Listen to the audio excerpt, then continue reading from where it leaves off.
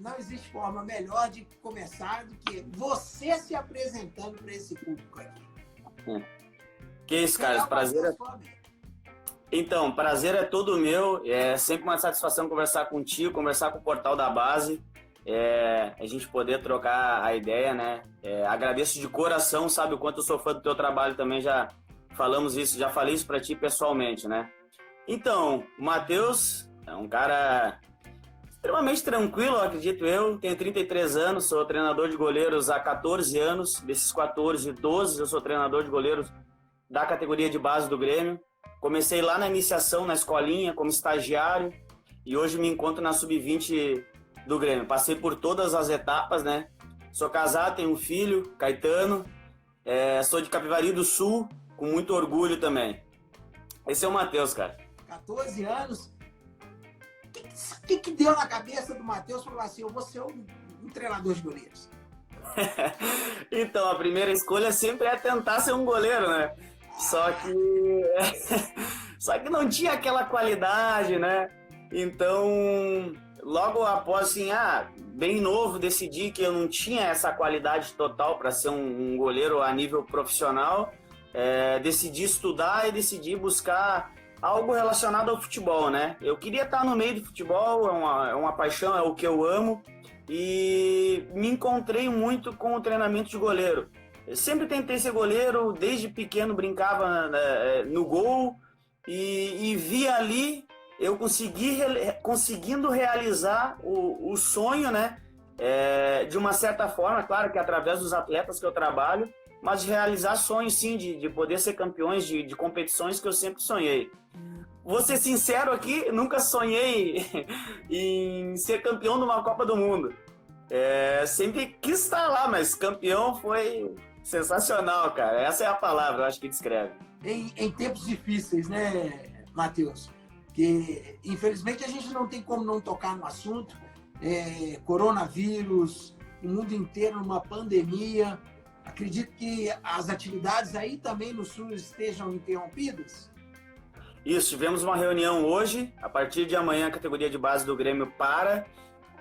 Tem uma data pré-determinada, que é o dia 31 de março, para retorno, né?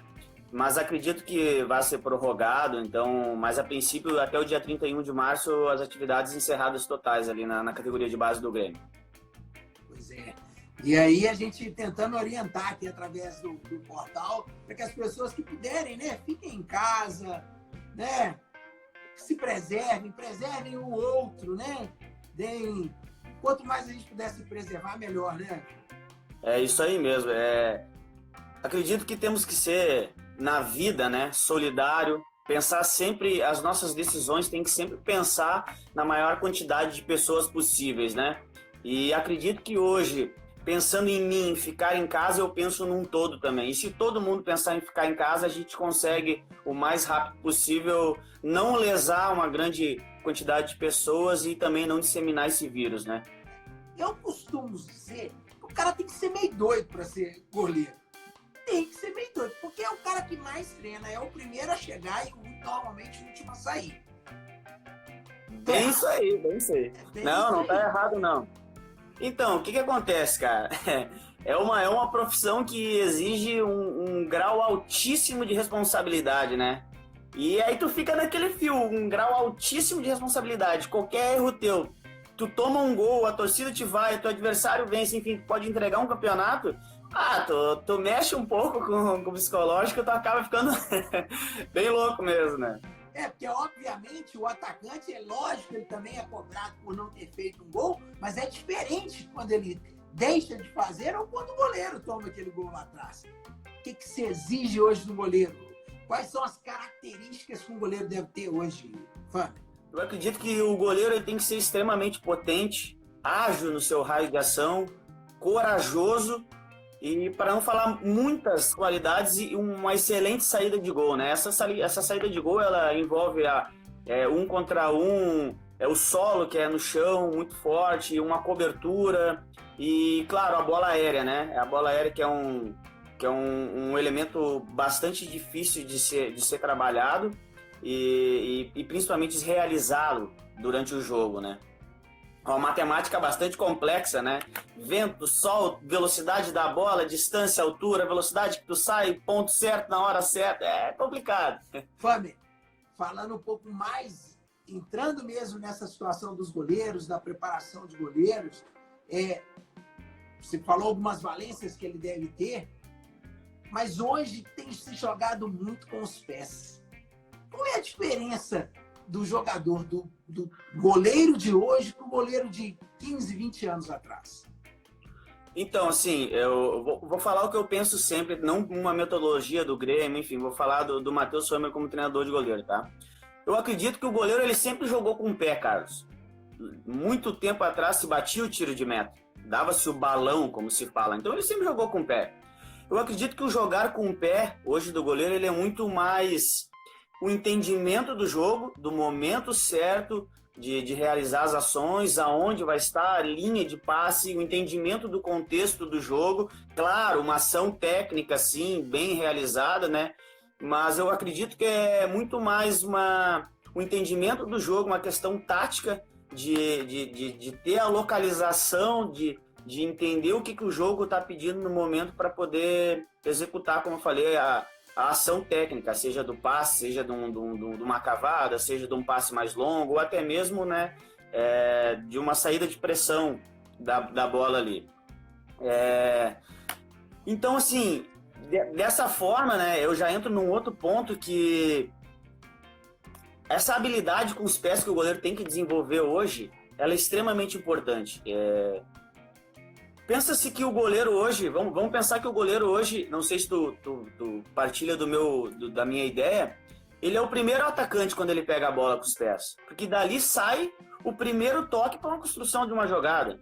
E esse primeiro toque na bola pode ser se livrar, botar em disputa, ou achar um passe que possa dar uma sequência de uma jogada muito boa. Esse passe pode ser curto, pode ser longo, né? Pode ser direcionado, enfim. Mas a leitura do jogo, do que o treinador quer, do que o treinador de goleiro passa, as informações, elas são muito valiosas nesse contexto de ensino-aprendizagem e poder executar dentro do jogo, né? Ô, Flamengo, e isso vai muito da característica da equipe também? Um goleiro, normalmente, ele joga em função da característica da equipe? Parece óbvia a pergunta que eu estou fazendo, mas é porque a gente às vezes vê alguns goleiros que não estão dentro da característica que o treinador gostaria que eles tivessem. Nas categorias de base, como é que você vê isso em formação de equipes? A equipe do Grêmio tem uma característica diferente das outras? Como é que você vê isso? Dependendo do treinador, se ele não acredita que o goleiro vai ajudar ele não utiliza o goleiro, não. O goleiro fica simplesmente para reagir, para defender, né? Defensivamente, não para uma criação ou para ter um elemento a mais, enfim, uma possível cobertura de linha, né? Então não é uma resposta óbvia, não, Carlos. Dependendo do treinador, o goleiro pode sim somente realizar a função de defender. Indo para a segunda pergunta, você falou do Grêmio ali, né? Sim, desenvolvemos os goleiros com a participação de jogo, com a construção, linhas de passe curto, entendimento do jogo, coberturas, tudo com ensino pedagógico, né? Primeiro uma coisa, depois a outra, começa esses lados menores, tem trabalhos técnicos, pensando somente em uma rebatida de primeira numa possível cobertura de linha, de um possível domínio e achar um passe. Eu acredito, assim, claro que a Sub-20 é o carro-chefe das categorias de base e todo mundo acompanha muito mais na Taça São Paulo, né? O Adriel esse ano nos representou na Taça São Paulo e ele tem essa qualidade muito grande com os pés. Mas não somente a qualidade técnica do passe, de estar, ele tem esse entendimento do jogo. É um atleta que já está conosco há quase 3 anos, e há quase 3 anos, por coincidência, eu trabalhando com ele realiza sim esses tipos de ações, porque entende o jogo, sabe o momento que é para fazer as ações, sabe os momentos que é para estar nos locais, quando, como, onde, né? Os balanços que tem que fazer. E, claro, os treinadores da equipe, os técnicos, eles também têm que incentivar, né? também que tem que ter um modelo de jogo onde o goleiro participe, que tem uma movimentação, é bastante complexa. Então, os goleiros do Grêmio hoje sim trabalham nessa forma, bastante agressivos, pode-se dizer. É uma metodologia do clube? Como é que funciona isso? Começa lá atrás? Então, um tempo atrás, Everson e eu, Everson hoje está no profissional do Pelotas, começamos a escrever a metodologia do treinamento de goleiro para apresentar para o Francesco. Apresentamos uma boa parte, só que acabamos não finalizando. Então, hoje o clube não tem uma metodologia de treinamento do goleiro definida em cartilha como tem para os atletas de linha, né? O modelo de jogo implementado na base já existe, com as características de Grêmio e tal, né? Para o treinamento de goleiro, para os goleiros específicos, ainda não existe. Então, tá muito assim, claro que os treinadores de goleiros na categoria de base do Grêmio se conversam, trocam bastante ideia, mas ainda tá muito... o Matheus gosta mais, o fulano de tal gosta um pouco menos, mas também faz, ou faz de uma forma diferente, mas o produto final, sim, todos os goleiros realizam cobertura, trabalham dessa forma aí, participando ativamente do jogo. Com e sem bola, né? É óbvio que a primeira função do goleiro é defender. Perfeito, sempre será. Sempre será. A primeira função é. Mas a gente tem visto muito essa situação do goleiro realmente sendo o primeiro atacante. Essa primeira bola dele, ela é importante, tanto no passe curto, como você já disse, como no passe longo. Né? Claro. Como que você treina especificamente esse tipo de atenção no jogo? Há uma participação do treinador, não só o treinador de goleiros, que é o seu caso, mas o treinador da equipe nesse fundamento? Isso, então, o técnico parte do treinador de goleiro, né? A parte específica de como realizar aquelas ações, enfim, a repetição, porque é uma bola bastante difícil, né? Eu costumo dizer que é muito próxima à leitura da bola aérea, né? Porque tem uma velocidade, tem um kick, tem uma distância, tem uma velocidade que tu vai, o atacante que tá vindo contra essa bola, tu chegar a tempo, fazer uma ação com uma fração de segundos, né? A parte tática, sim, com certeza. Claro que o treinador de goleiro conversa com o treinador, debate sobre o que se quer um pouco mais agressivo, se quer um pouco menos agressivo, se quer os balanços bastante extensos ou se quer os balanços um pouco mais curtos, se essas coberturas o treinador prefere que o goleiro realize mais central. Para o leigo, o que é um balanço curto, o que é um balanço longo? Certo. Imagina se a pequena área ali, tá? Então o goleiro desloca-se um pouco a mais que a pequena área para os lados, para a linha de passe. Vamos supor que a bola está com o lateral direito ou com o zagueiro pela direita, né? O goleiro abre um pouquinho do lado da trave ou um pouquinho depois da pequena área para receber esse passe e poder fazer uma virada de jogo, achar um passe pelo centro, enfim, né? Para um volante, uma busca no volante, do outro zagueiro.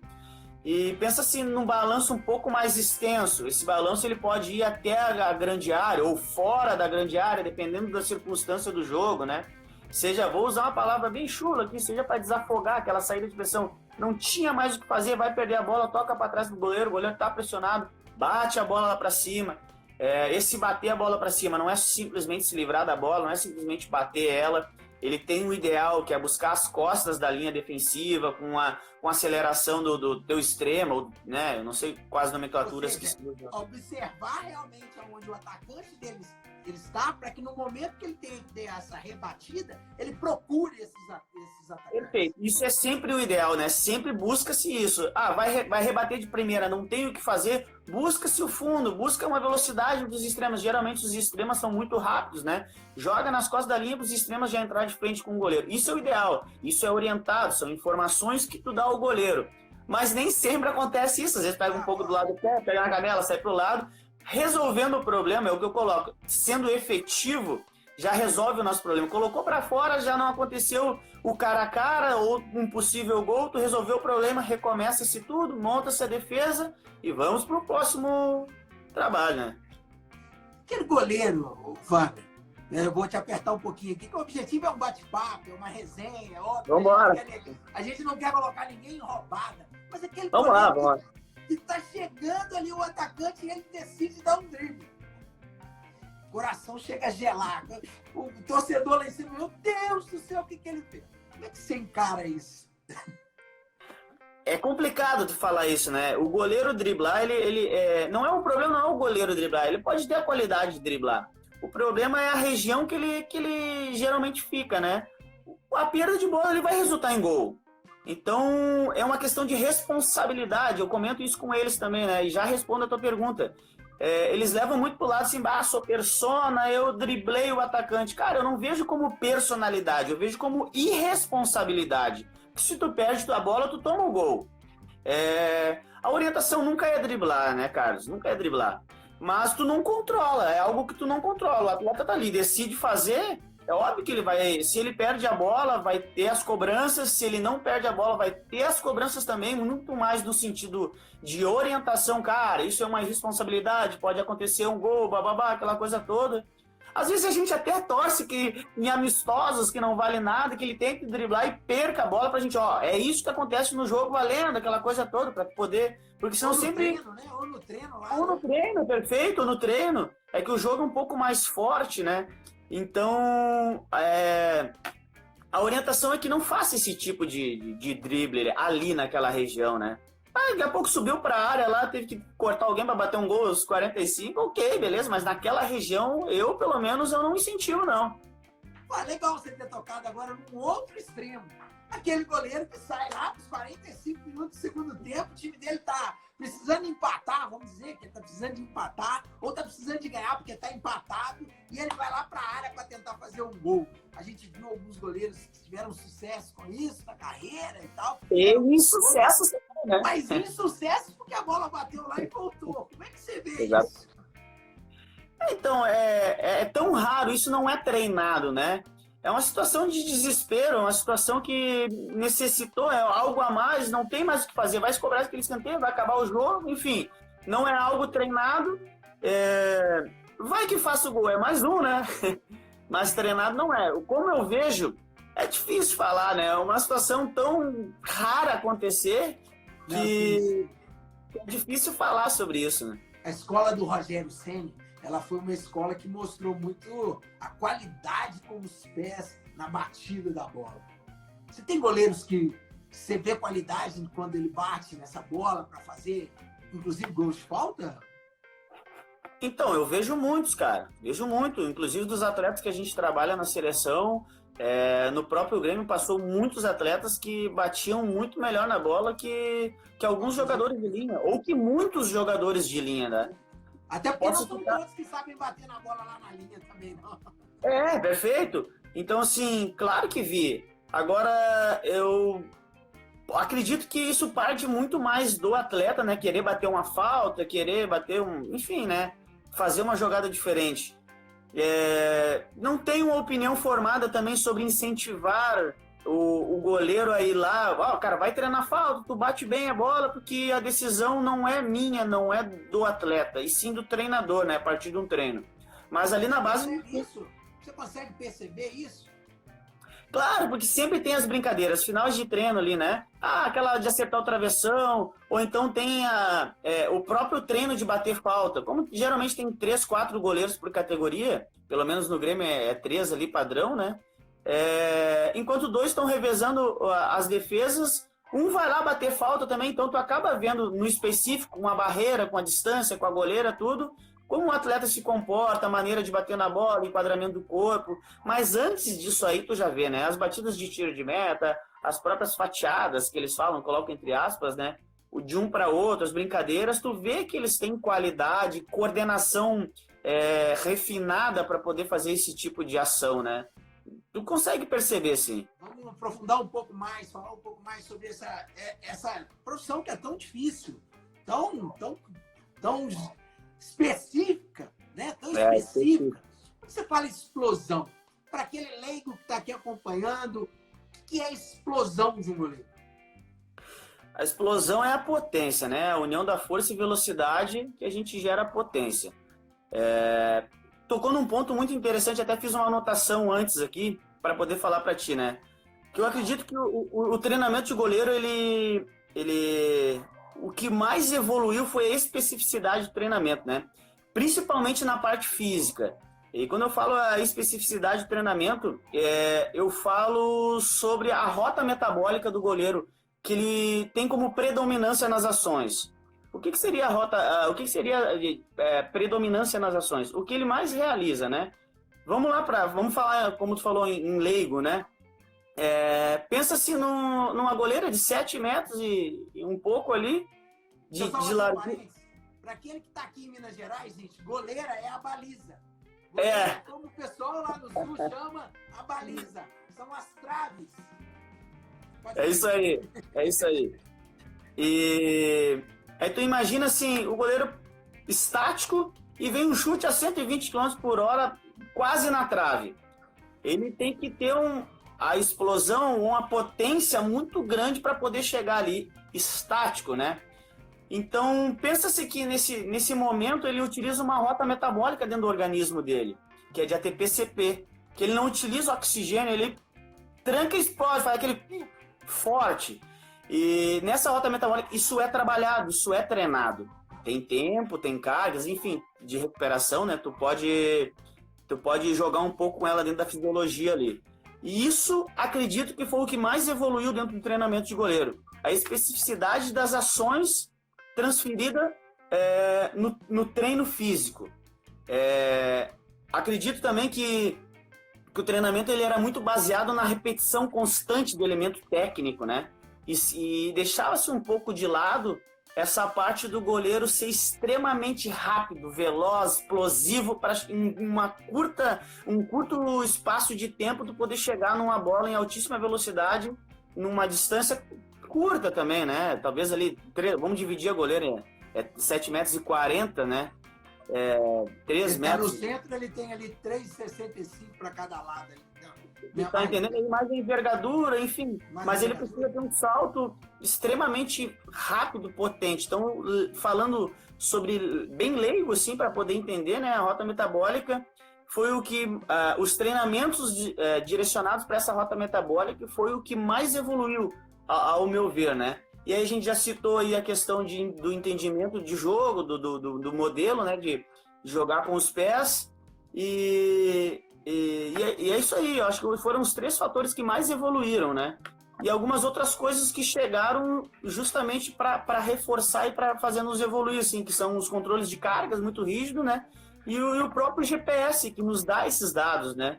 E porque o funil lá no goleiro também, ele é bem complicado, né? Enquanto você tem 11, 10 jogadores de linha, você tem um goleiro para botar para jogar. É complicado. Não, e assim, é complicado de fazer esses atletas entenderem também, né? Que é um que vai jogar e muitas vezes esse um vai ter uma performance tão boa durante o ano que não vai dar espaço para o outro jogar. Hoje no Grêmio eu consigo colocar todos para jogar, porque a gente tem muitas viagens internacionais, tem muitos amistosos, tem muitos jogos de níveis que eu consigo fazer esse revezamento. Então a gente expõe todos os atletas para jogo, até para a gente poder ter o parâmetro, né? De esse atleta a gente pode fazer uma renovação, esse atleta tem condições de profissional, ou ele está pronto para jogar um jogo de brasileiro, caso aconteça do titular subir ou lesionar, enfim, né? Precisa.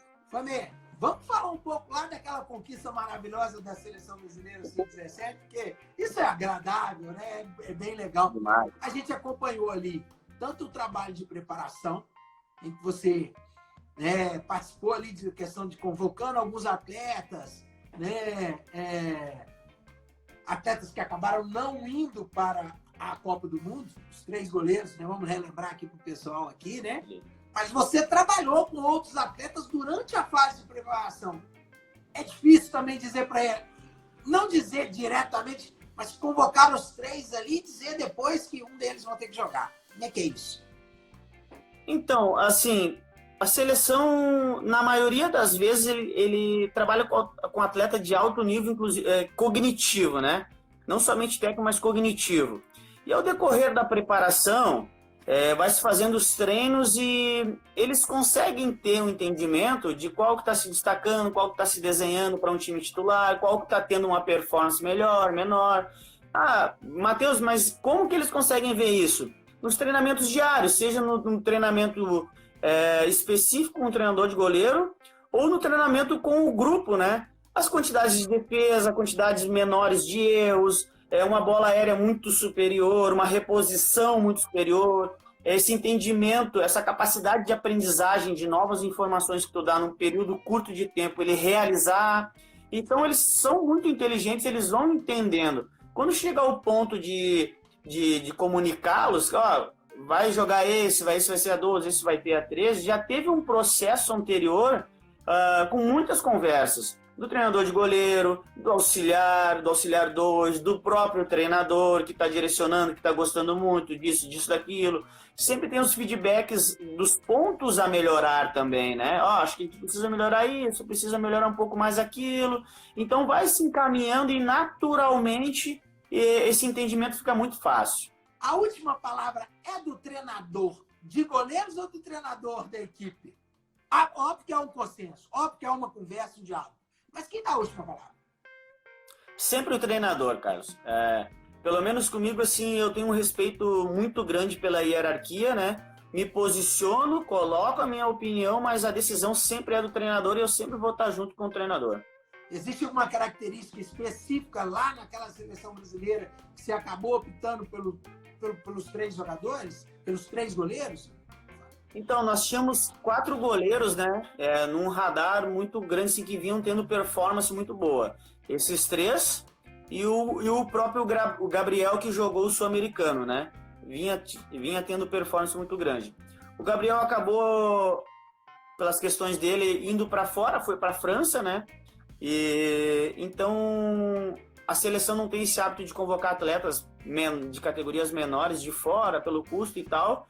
Então, esses 3 goleiros entraram muito forte no nosso radar, ficou, vamos dizer assim, um pouco mais fácil fazer as escolhas, né? E nós tínhamos um quarto, que eu acredito que seria muito legal citar aqui, que é o Rodrigo Basílio, que participou de convocações da preparação para o Mundial conosco ali. E que numa sequência natural, agora acabou de ser convocado e está participando. Perfeito, foi convocado aí. Legal. Inclusive, arrancou como titular lá no amistoso, né? Características específicas desses goleiros na hora que você convocou? Um joga mais com os pés, o outro tem uma saída de bola melhor. É óbvio que o conjunto deles vai determinar quem é o goleiro titular. Mas alguma característica específica de cada um desses atletas, desses goleiros que fizeram com que eles chegassem ao Copa do Mundo? Então, uma que me chamou muita atenção, muito tempo atrás, trabalhando com eles, né? Esse quesito que eu falei, a capacidade de aprendizagem deles, né? São 3 atletas extremamente inteligentes. E quando tu é inteligente, a tua capacidade de aprender as coisas e executar com rapidez é muito boa, né? Então, esses 3 atletas ficou muito fácil. Tu dá uma orientação, ou repetia 1, 2, ia para a prática, na teoria, saía da teoria e ia para a prática, e os caras já saíam executando com naturalidade. Alguns quesitos até eles não realizavam em seus clubes, eles me relataram, né? Mas chegando na seleção, realizaram com naturalidade. Então, isso reforçou muito. Eu falei em reuniões técnicas que tínhamos lá, né? Que estava bastante difícil de definir um titular, né? Mas aí, por algumas questões que a gente sempre deixa fechado, a gente acabou escolhendo o Matheus Donelli, né? Mas esses 3 foi muito fácil escolher. Justamente por esses quesitos que eu falei, né? Quando eu falo muito fácil escolher para definir os 3 para a Copa do Mundo. Vamos falar um pouco sobre pênaltis. Certo. Hoje existe um estudo, né, Fábio? O goleiro... Bom, óbvio que o estudo já existia, mas hoje ele está muito mais inserido no contexto futebol. Como é que é o estudo do goleiro, não só em relação aos pênaltis, como é que a equipe joga, como é que é feito isso dentro do corpo técnico, tanto da equipe do Grêmio quanto na seleção brasileira? O que acontece? Na seleção e nos clubes maiores, isso em momento algum é demérito a clubes menores, eu falo em relação à história, né? É muito fácil de achar dados dos jogadores e de batida de pênaltis, enfim, características pelo iScout, né? E outras ferramentas que se tem. Então, o trabalho da análise de desempenho, eu acredito que seja fundamental, e lá em específico na Copa do Mundo, nos auxiliou sem palavras para falar para os caras o quanto os caras fizeram busca. Os caras conseguiram fazer busca desses jogadores nos clubes deles. Então, nós tínhamos todos os jogadores mapeados dos adversários que enfrentávamos, né? Mapeados com, no mínimo, 2 cobranças. Então, hoje, como eu falei, na seleção ele é um pouco mais fácil, porque tu já tem esse monitoramento dessa ferramenta, né?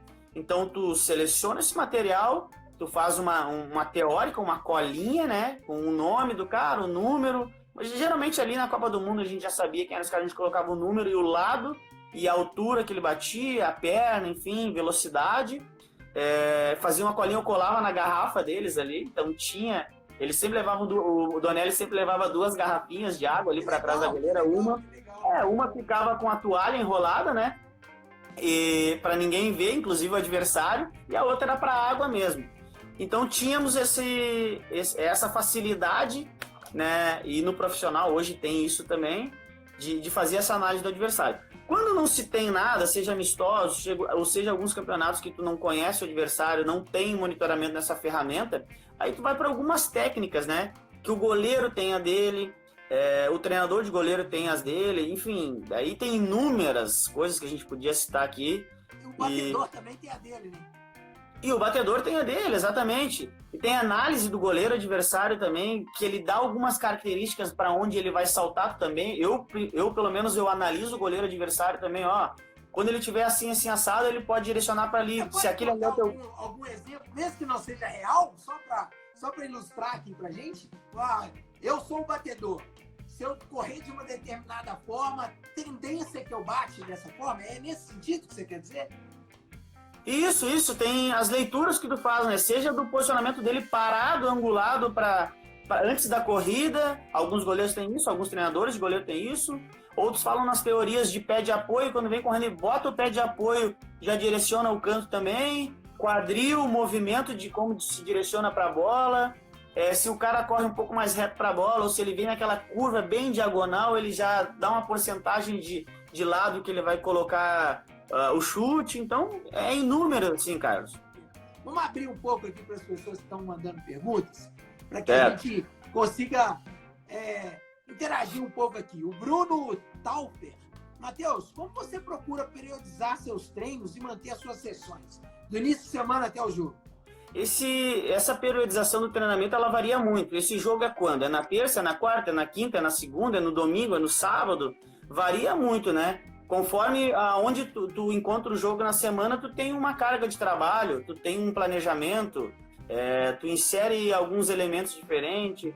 O jogo anterior, ele também te faz alterar o teu microciclo de trabalho. Mas assim, vamos supor de uma segunda a um domingo onde o jogo é sábado. Geralmente, nas categorias de base, hoje o domingo é folga, a não ser que tenha um jogo na terça. Então, na terça seguinte, né? O domingo é folga, sábado é o jogo. Eu coloco 2 treinos de força, de potência nessa semana, elementos técnicos, o que eu posso abrir assim, da minha metodologia de trabalho. Eu não coloco mais somente uma sessão inteira de bola aérea. Eu acho que é bastante desgastante assim, para o treinador de goleiro, desgastante fisicamente, né, a risco de lesões. Acredito que é um treino muito monótono também para o goleiro. É muito pausado, muito parado, então eu tenho dividido essa bola aérea na semana inteira. Ao final do treino, o complemento é bola aérea, então eu divido. Então, todos os dias eles treinam bola aérea, com volume menor, intensidade mais alta, porque tu pode fazer uma sequência muito boa, e eu divido ela na semana, né? Antes eu fazia essa sessão inteira de bola aérea, era um monte de chute, desgaste muito grande, chegava num ponto que tu já não tinha mais qualidade na batida, e nem muito menos não teria a qualidade do trabalho também, né? Para dar um trabalho de qualidade para esses atletas. Então, hoje a bola aérea eu divido. Mas, respondendo a pergunta dele ali, é muito relativa a onde está esse jogo, né? Se é o meio de semana, se é no final de semana, ou se tem um jogo no meio da semana e mais no final de semana. Então, é bastante ampla. Ô Fábio, e aí foi bom você ter tocado um pouco nesse assunto, porque o preparador de goleiros também, ele é um atleta, nesse sentido. Porque se ele não estiver batendo bem na bola, você tem que estar condicionado fisicamente muito bem, né? Então, eu partilho dessa ideia assim, Carlos. Acredito que o treinador de goleiro tem que estar fazendo os reforços, tem que estar dentro da academia. Eu acredito também sobre a alimentação, sobre peso. Percentual de gordura não, essas coisas não, mas tu tem que dar um treino de qualidade. Um treino de qualidade que eu falo é tu atingir próximo à realidade do jogo, que é um chute forte, é um chute de frente, é um chute de chapada, é um chute com curva, é uma bola aérea um pouco mais viajada, uma bola aérea um pouco mais forte, é bola aérea de pé aberto, pé direito. É uma dica também utilizar as duas pernas, né, para aumentar essa qualidade, essa performance do atleta. E se cuidar, cara. Eu acredito que tem que cuidar muito do teu corpo. O teu corpo é o teu instrumento de trabalho, né? Então tu tem que cuidar dele. Existe integração entre os treinadores de goleiro da seleção de base com o treinador da seleção principal? Tem um contato? Então, eu conversei 3 vezes com o Taffarel. Uma foi logo após o Sul-Americano, que fomos eliminados para a Argentina. No outro foi na preparação para o Mundial. E a outra foi logo após a conquista do Mundial, que ele ligou para dar os parabéns. E aí falou muito do trabalho, me elogiou. E aí eu nem era da seleção ainda, eu era do Grêmio, através do Bruno, que é o filho do Dunga, que é preparador físico na Sub-20. Hoje também o Dunga, na época, era o treinador da seleção brasileira. Pude acompanhar um treino da seleção se preparando para a Copa América e conheci o Taffarel ali por uma quantidade bem grande de tempo, né? Ver o trabalho dele, trocar uma ideia. E sim, então é esporádico. E claro, eu tô na Sub-17, estava na Sub-17 da seleção brasileira, né? Tem uma lacuna bastante grande, ele tem a Sub-20, tem a pré-olímpica para depois, então...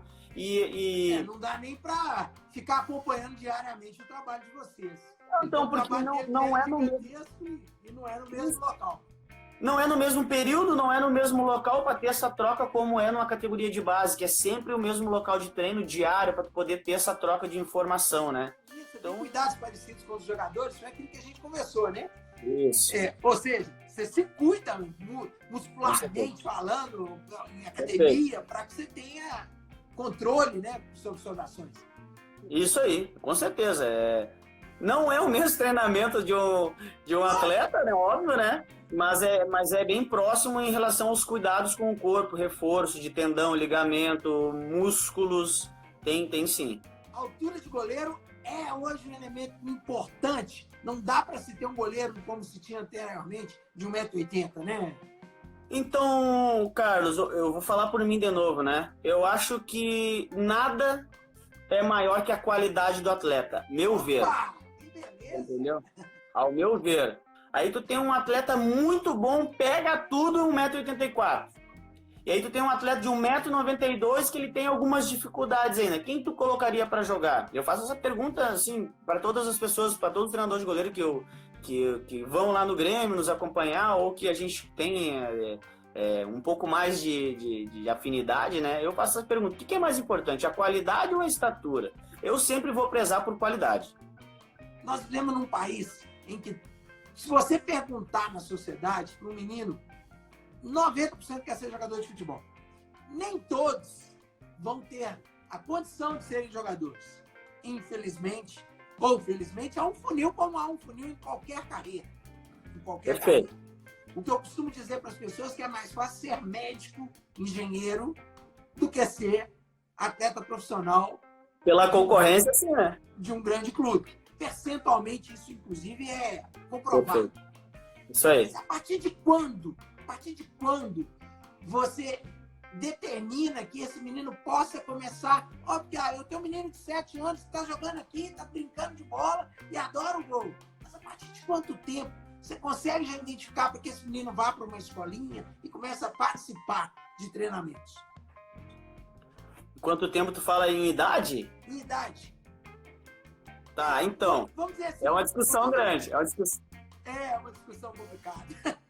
Não, é uma discussão grande, porque assim, eu acredito que tu especializar uma criança é bastante complicado. Estudos falam também, apontam para a gente não ter essa especialização, né? O treinamento, aí eu vou de acordo com o que eu aprendo, o que eu leio, né? O treinamento em crianças, eu acho que tinha que ser desenvolvido o geral, sabe?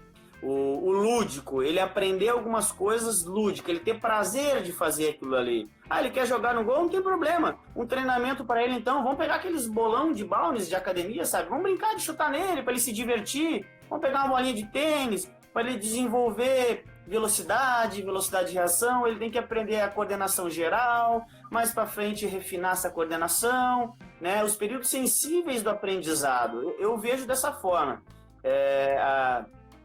A especificidade mesmo do goleiro, os estudos apontam entre 14 e 15 anos, né? Legal. Tem mais uma pergunta aqui, professor. Deve ser professor Carlos Moura. Como você avalia a Escola Brasileira de Goleiros atualmente? Eu acredito que seja a melhor do mundo, Carlos. O que eu vejo dos nossos goleiros, né? Eu vejo os nossos goleiros brasileiros, no geral, muito técnicos. E com essa evolução muito rápida do treinamento de goleiro, buscando tudo que a gente falou do jogo, das reposições, dos trabalhos, aliado à técnica refinada que nós temos, eu acho que a gente supera, assim, goleiros de outras escolas. E não estou menosprezando, não estou fazendo comparações. Mas o Neuer é muito bom nisso. Ok, eu estou falando o que eu vejo, e aí não tem nada científico, e é empírico, né? Eu acredito que os nossos goleiros brasileiros, sim, são os melhores do mundo. Eles estão, a maior parte deles, já conquistando o mundo inteiro, né? Até que categoria se esperaria um goleiro de base tornar a sua maturação? Então, não existe uma categoria, né? Eu tenho que avaliar assim, existe a maturação cronológica e a maturação biológica. E é na biológica que a gente entende algumas coisas, né? Entende algumas coisas não, que ele fecha a sua maturação. E assim, tem a maturação tardia, tem atletas que com 17 anos ainda não maturaram total, tem atletas com 16, 15 anos já maturaram total. É muito relativo de organismo para organismo, né? De genética. A importância da tecnologia no treinamento específico de goleiro atualmente. A gente conversou um pouquinho sobre isso, né? A participação do analista de desempenho. Isso. A tecnologia a gente pode falar aí da parte de vídeo, que é para mostrar para os guris, análise de desempenho, que está extremamente aliada, pelo menos comigo, no treinamento de goleiro. O GPS, com os dados de GPS, que eu discuto muito isso com os meus atletas. Claro, aliado a outras coisas de subjetivos deles, né? Mas o GPS não mente. Então não tem como eles dar desculpa, né? Ou seja, não dá para dar migué. Não dá para dar migué. O GPS, ele te mostra todos os dados, né? E eu falo isso para eles. Quer me dar migué na percepção ali? Mas o GPS não mente. Então, cara, olha só, a intensidade foi baixa, assim, assim, assado. A gente tem hábito de fazer assim, assim, assim. Então, vamos lá e tal, tá aqui os dados. Né? Não tem como dar migué. E me ajuda demais, viu? Me ajuda demais. E assim, o goleiro ele é um pouco diferente do jogador de linha também. Por ter essa proximidade, quase um personal, ele busca o tempo inteiro, ele quer feedback, ele quer ver os dados dele. Isso também é muito novo pro goleiro, né? Então eles querem o tempo inteiro e eles se puxam. Poucos dão migué, assim, mas eles se puxam bastante para querer evoluir também. Até porque o goleiro, como a gente falou lá no início, e para encerrar aqui, é o que mais treina, é o que chega antes e o que sai depois, né? Exatamente. Então, pô, tu chega cedo, sai tarde, quer dar migué e pronto, né? Pô, que legal esse papo. Te agradecer imensamente pela oportunidade, mano. É isso, eu é que agradeço, cara. Toda terça-feira a gente tem um convidado novo aqui para esse bate-papo, que é um bate-papo, é uma resenha. Vamos falar sobre diversas coisas. Você já puxou um fio lá para a pessoa da preparação física. Isso aí. Então, vamos chamar o pessoal da preparação física para bater um papo sobre isso. Então, assim, Fábio, te agradecer muito, muito, muito pela oportunidade de ter batido esse papo. Não é da boca para fora, você se tornou um grande amigo na minha vida. Espero que a gente se veja muitas outras vezes. Não só virtualmente, mas acompanhando os campeonatos de base e a seleção brasileira. Então, te agradecer muito. Carlos, eu é que agradeço a confiança, primeiramente, em abrir esse espaço para mim, para o treinador de goleiro. Hoje eu representei os treinadores de goleiros, mas tenho certeza que vai vir outros aí. Como tu falou, um amigo pessoal, te agradeço demais por tudo mesmo, principalmente pela oportunidade aqui. Agradeço pelo bate-papo bastante descontraído, a gente poder mostrar um pouco para as pessoas o que é o treinamento de goleiro, né? Alguns detalhes de como que a gente realiza ele. É uma profissão que eu amo demais, me realizo muito através dos meus atletas se dando bem, enfim, os atletas que a gente trabalha conquistando títulos, tendo performance, enfim, escolhendo rumos aí a gente não escolhe muito, né? Eu que agradeço de coração, Carlos, espero, como tu falou, em breve a gente possa se ver, trocar ideia, te presentear, tô te devendo, te presentear e se Deus quiser tudo se normalize rapidamente aí, que menos dano para toda a população, né? A gente possa seguir fazendo o que a gente ama e que todo mundo possa ter uma vida, voltar à rotina normal aí, né? Agradeço de coração mesmo o convite e esse bate-papo de qualidade, né? E descontraído, geralmente um pouco mais sério, umas perguntas que espetam mais e a gente pôde falar com naturalidade aqui e por isso que tu é esse profissional e que muita gente admira, de verdade. Isso que eu sempre te falei, que eu admiro bastante em ti, consegue extrair as perguntas com naturalidade, sem espetar ninguém, sem expor ninguém, fazendo um jornalismo de caráter, um jornalismo de divulgação de informações mesmo e principalmente imparcial. Parabéns, Carlos, parabéns pela pessoa que tu é também. Como tu falou, tô aqui rasgando elogios para um amigo. Muito obrigado, fica com Deus. Até a próxima.